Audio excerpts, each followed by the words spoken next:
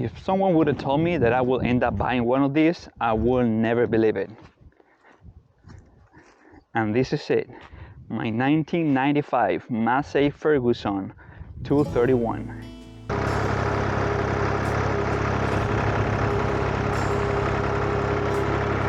The tractor runs great, the engine is super solid, although it has a few issues, some minors and a couple of what I would say major problems.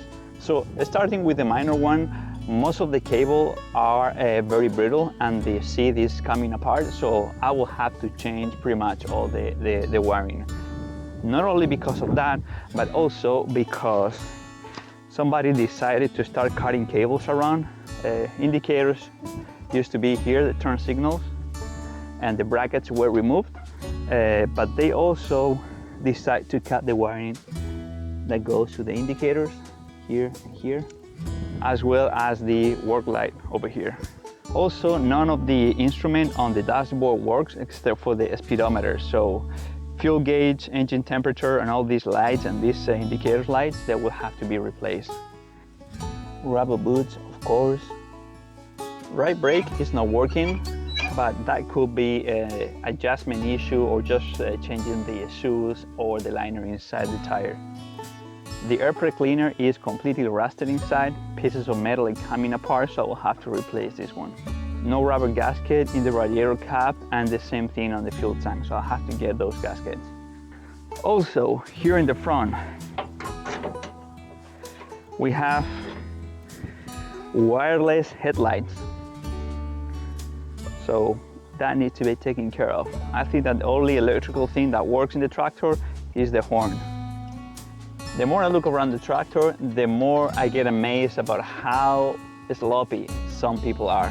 Check this out. This is the fuse box. So we come here, we open it up. Boom. They just put screws. What the? Now let's get into the major. One of them is there is a oil leak between the engine compartment and the clutch area. So I believe the seal between both may be leaking. Now, one of the major problems to me, because I don't know how it works very well, is the power steering system is not working. The hydraulic cylinders are leaking badly, which is not a big deal. I already bought the seal kit to replace them. But while I'm driving straight, these bars, they're just moving back and forth, and the wheels are just wobbling left and right. So let me show you next the problem with the steering system.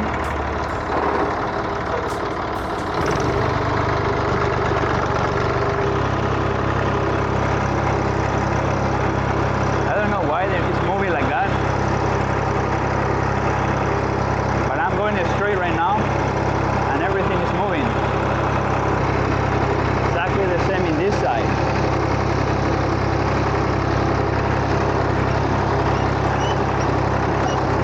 I believe there has to be an issue somewhere in over here, which is where the power steering system is. There is a pump, maybe some other components that I don't know. I need to study and see how they work, so before I open them up and check them. But so far, the power steering issue is the one that is giving me more of a headache. Yeah, this steering has a lot of play, and I don't know what that could be. This side of the engine looks pretty clean too. I mean, not clean in terms of cleanliness, but it works well.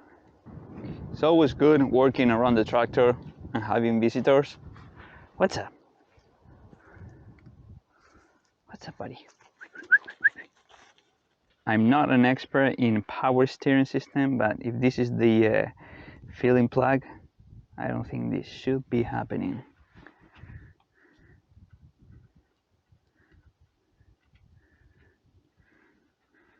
Gunk coming out.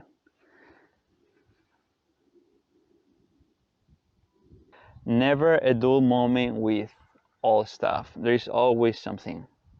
To the list of a small problem that the tractor has, I need to add another one, and is that it's not starting.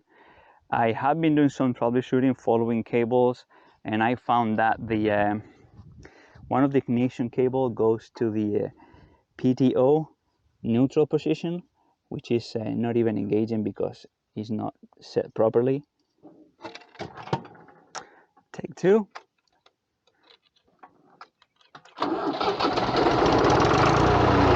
Yes! Yes!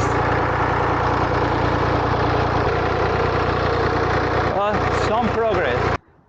So one of the first things I'm going to be doing on the tractor is going to be replacing all the fluid, greasing all the greasing points, and just use it that way to work on my fence and mowing the property until winter time, when temperature is going to be a little bit colder.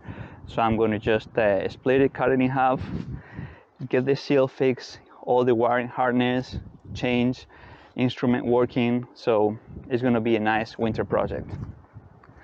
All in all, pretty nice tractor. Beautiful.